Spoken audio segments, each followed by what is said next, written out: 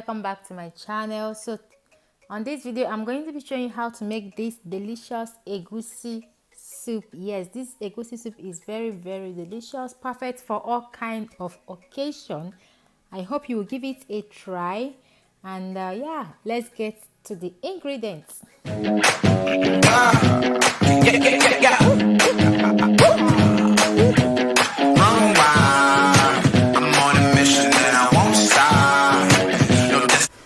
So this is the melon I'm going to be using. I'm using about a little bit more than 100 grams of melon, 1 onion. You can use red or white onion on this recipe, okay?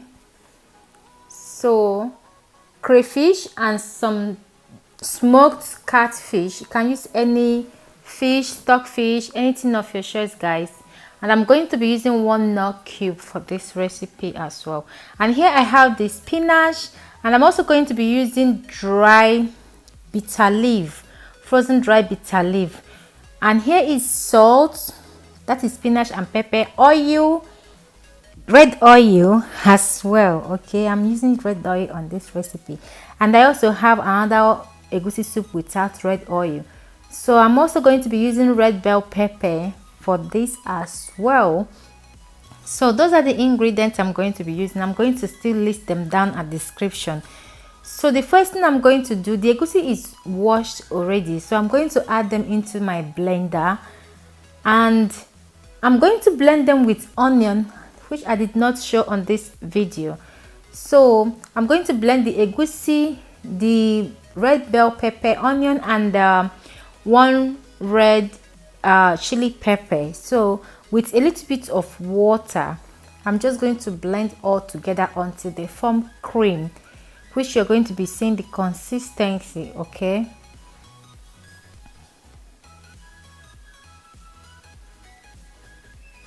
So after blending the egusi, I'm going to transfer them into this bowl you saw here. I'm going to add more water into the blender to make sure that I wash up the remaining egusi that is sticking there. Then I'm going to add it to the egusi and allow the egusi to stay there for 5 minutes.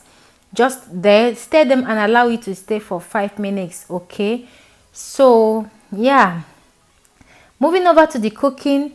This is the red oil I'm using already on a saucepan. All you need to do is just to allow the oil to get heat up a little before adding the onion.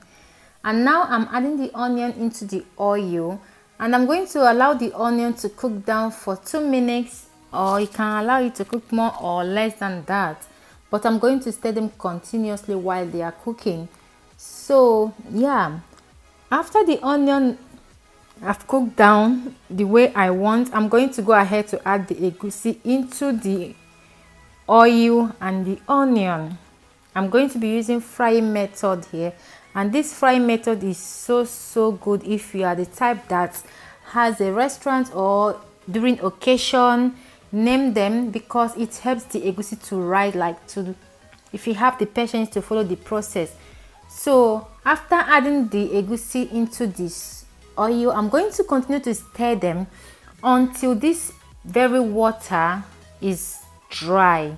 Yes, you're going to do that. So while they are cooking, I'm going to go ahead to start adding every other ingredient inside, and that is crayfish that I added, and I'm going to add the nut cube I'm using into the soup, stir them all up together, and allow them to continue cooking also on a low medium heat.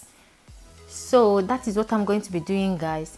So here I'm adding the meat I'm using. I actually have some intestine that I also added inside the soup, but that I added it off camera. So if you're using any stock, any meat, fish, you can go ahead to start adding them at this stage, okay, while the egusi is cooking. So that is what I'm going to be doing all through here, guys.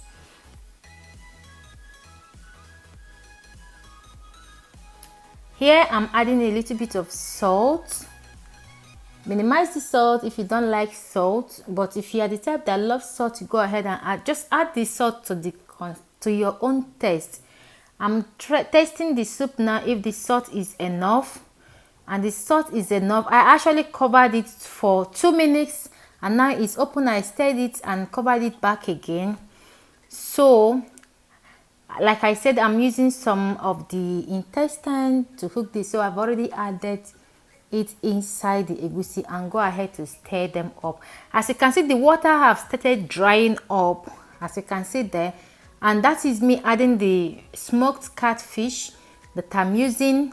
I use hot water and salt to wash the smoked catfish, so the water is completely dry now, and I'm adding the stock from the meat into the soup. So just if you like it more liquidy or more thick, just know amount of the water this or the stock you are adding into the egusi.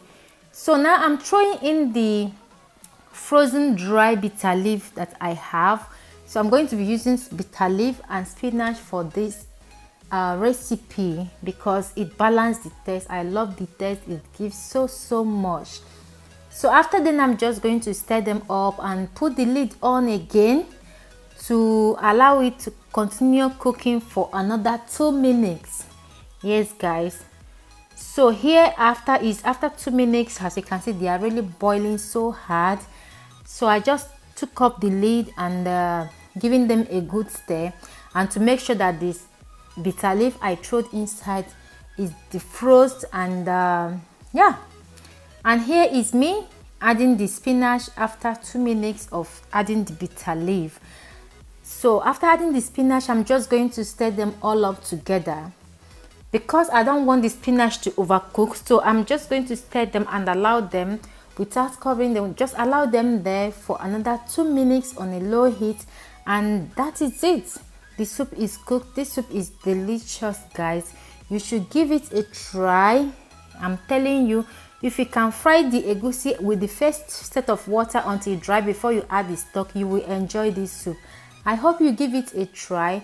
Thank you all for watching, and I will see you on my next video. And if you are the type that has a restaurant, this egusi soup can make double profits for you, or you are having a party, this egusi soup is best for you. Okay, so see you on my next one. God bless you. Bye.